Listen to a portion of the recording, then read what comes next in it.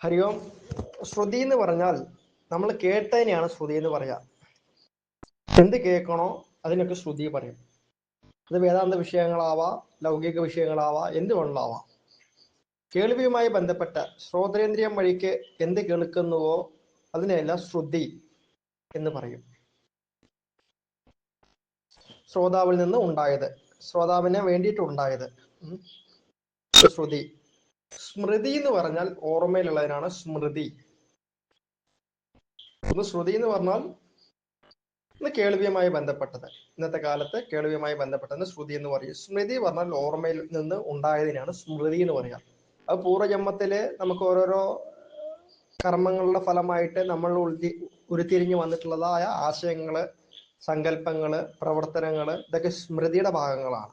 നമ്മൾ ചെയ്യുന്നതായ ഓരോ പ്രവൃത്തികള്, തെറ്റ് ശരി, അനുഭവങ്ങള്, കണ്ടതായ കാഴ്ചകള്, ഓരോ വസ്തുക്കൾ കാണുമ്പോൾ നമുക്കത് കണ്ടതായിട്ട് ഓർമ്മ വരുന്നത്, ഇതെല്ലാം സ്മൃതിയുമായി ബന്ധപ്പെട്ടതാണ്. ഇതെല്ലാം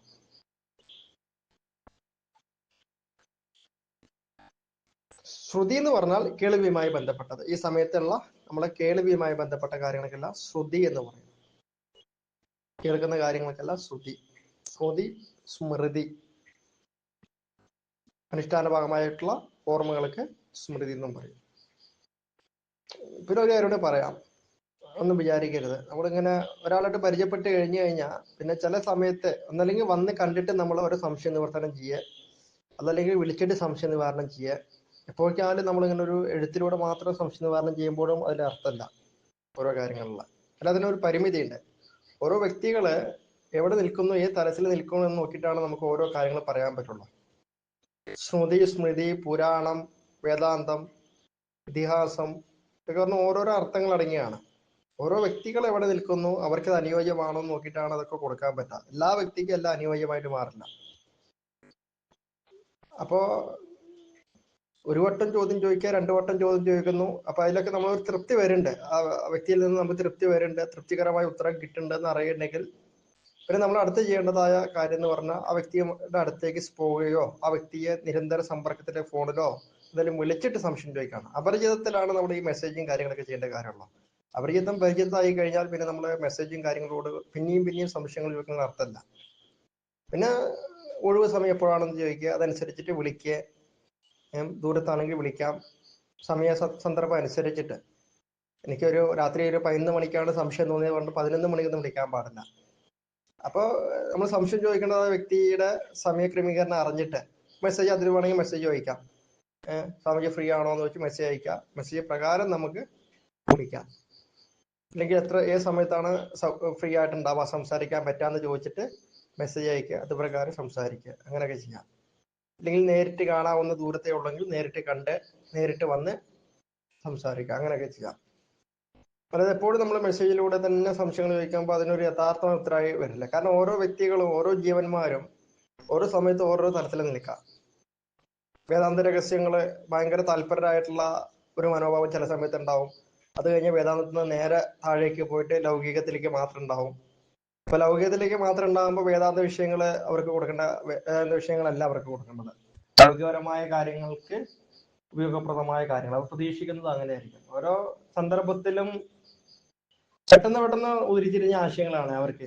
കാരണം അത് അങ്ങനെ തന്നെ കിട്ടിക്കൊള്ളണമെന്നില്ല, മനസ്സിലായിക്കൊള്ളണമെന്നില്ല. പറയുമ്പോൾ അതിന്റെ അർത്ഥം അതായ അർത്ഥത്തിൽ ഉൾക്കൊള്ളാൻ പറ്റണമെന്നില്ല.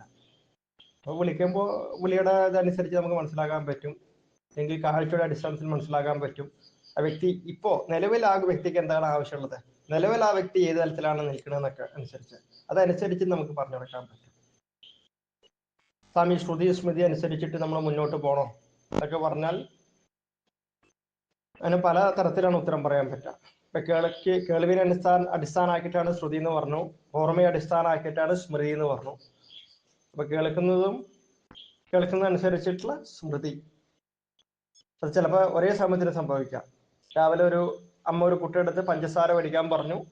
കുട്ടി പഞ്ചസാര മേടിക്കാൻ പോയി, എന്തൊക്കെയോ മേടിച്ചിട്ട് കുറെ സാധനങ്ങൾ മേടിച്ചു, പഞ്ചസാര വാങ്ങാൻ മറന്നു. പകുതി എത്തിയപ്പോൾ ഓർമ്മ വന്നു പഞ്ചസാരയും കൂടി ഉണ്ടായിരുന്നല്ലോ എന്നുള്ളത്. അത് സ്മൃതിയായിട്ട് മാറി ആ കുട്ടിക്ക്. ശ്രുതി പഞ്ചസാരയും ഇത്യാദി പലവ്യഞ്ജന സാധനങ്ങളാണ് മേടിക്കാൻ പറഞ്ഞത്. ആ ശ്രുതി കുറച്ച് കഴിഞ്ഞപ്പോൾ എന്തോ മറന്നത് സ്മൃതിയായി വന്നപ്പോൾ അവിടുന്ന് പഞ്ചസാര മേടിച്ചു. അപ്പൊ രണ്ടും ഒരേ സമയത്ത് സംഭവിക്കാം. അധ്യാത്മ വിഷയത്തിൽ ശ്രുതി സ്മൃതി എന്ന് പറഞ്ഞാൽ കേൾക്കുന്ന കാര്യങ്ങൾ, അനുഷ്ഠാന വിധേയമായ കാര്യങ്ങൾ ആവുമ്പോൾ സ്മൃതി, കേൾക്കുന്നതായ കാര്യങ്ങൾ ശ്രുതി.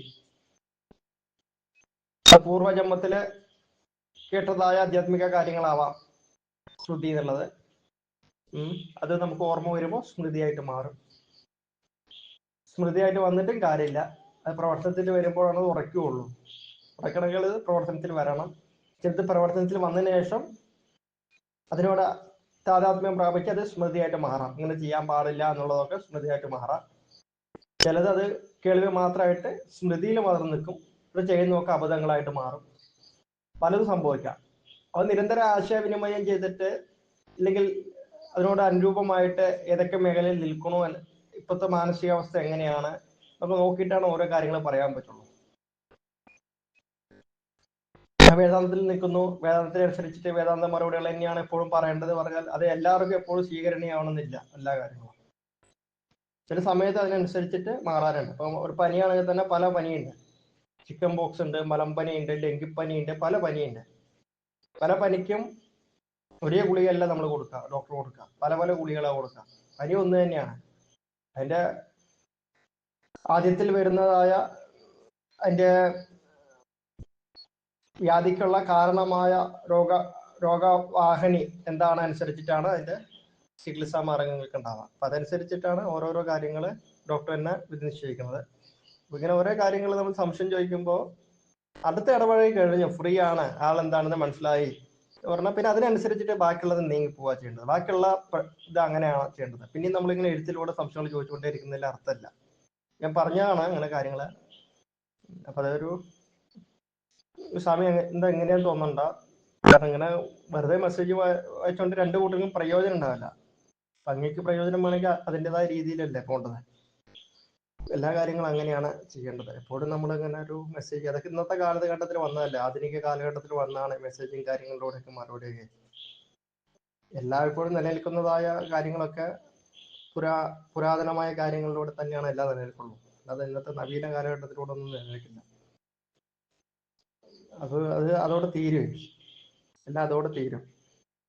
ഡോക്ടറിന്റെ അടുത്തേക്ക് പോയിട്ട് ഓൺലൈൻ കൺസൾട്ടേഷൻ എടുക്കുന്നതും ഓഫ്ലൈൻ കൺസൾട്ടേഷൻ എടുക്കുന്നതും വ്യത്യാസമില്ല.